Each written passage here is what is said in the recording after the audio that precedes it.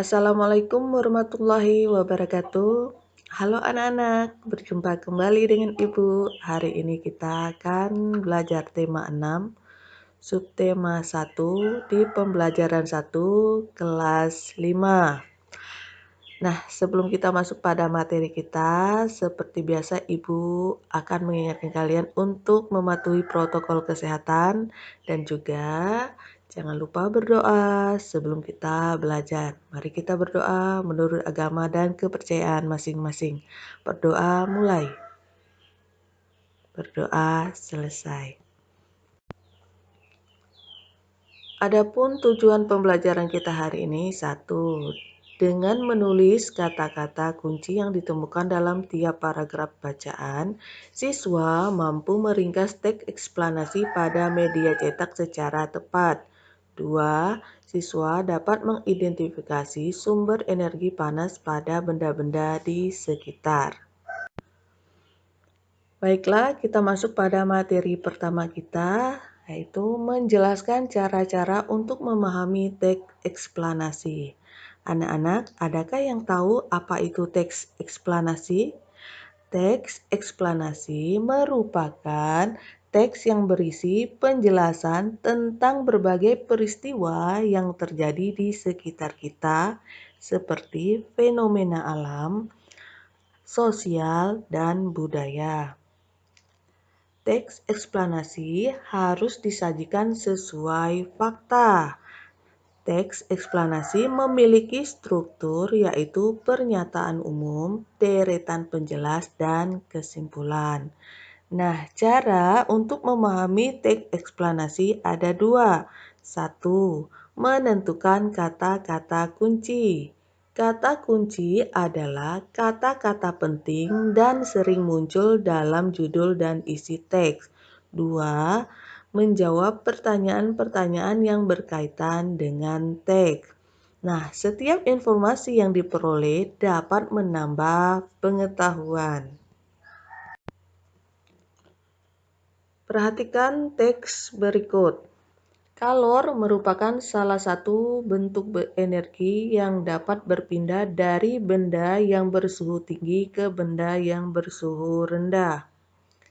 Perpindahan kalor dapat terjadi karena adanya perbedaan suhu dalam benda.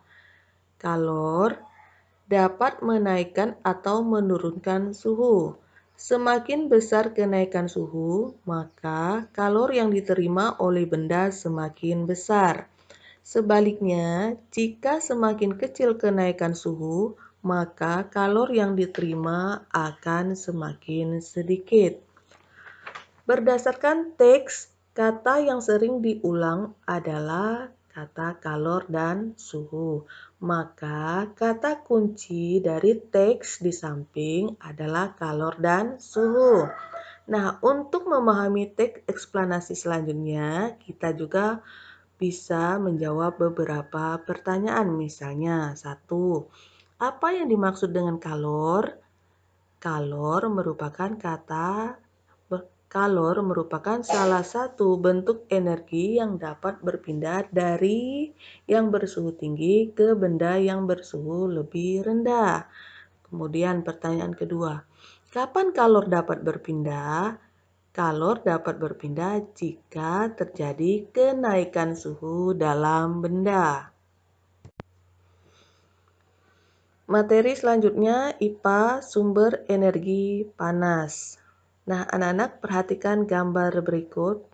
Ketiga gambar ini merupakan beberapa aktivitas yang sering kita jumpai dan berhubungan dengan sumber energi panas. Sumber energi panas adalah segala sesuatu yang menghasilkan panas. Energi panas disebut juga kalor. Satuan panas adalah kalori. Sumber energi panas. Sumber energi panas antara lain 1. Matahari. Salah satu sumber energi panas terbesar adalah matahari. Semua makhluk hidup memerlukan energi panas dari matahari.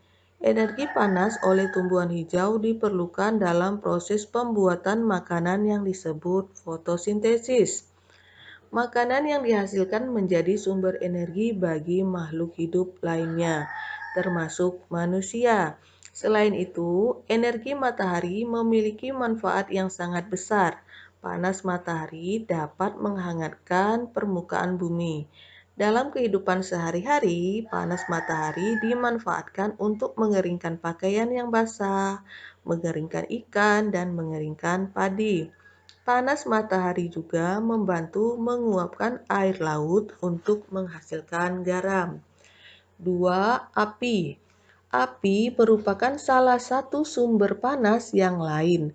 Pernyataan ini dibuktikan saat kita duduk atau berdiri di sekitar api unggun. Badan akan terasa hangat.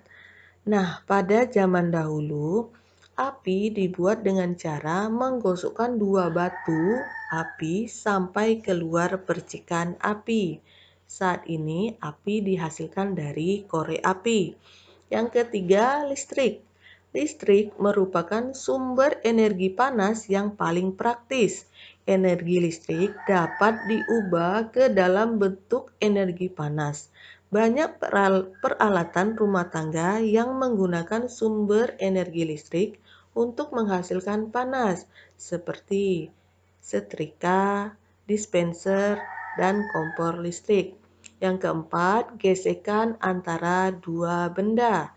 Selain matahari, api, dan listrik, sumber panas dapat diperoleh dari gesekan antara dua benda. Sebagai contoh, saat kita menggosokkan kedua telapak tangan saat kedinginan, lama-kelamaan akan terasa hangat. Anak-anak, di akhir pembelajaran, seperti biasa, Ibu akan memberikan kalian beberapa soal latihan. Ayo kerjakan dengan baik. Nah, anak-anak, sebelum Ibu tutup pembelajaran kita, marilah kita berdoa agar apa yang kita pelajari hari ini bisa kita terapkan dalam kehidupan sehari-hari dan bisa bermanfaat untuk kita ke depannya. Berdoa mulai. Berdoa selesai. Setelah Ibu ucapkan terima kasih. Assalamualaikum warahmatullahi wabarakatuh.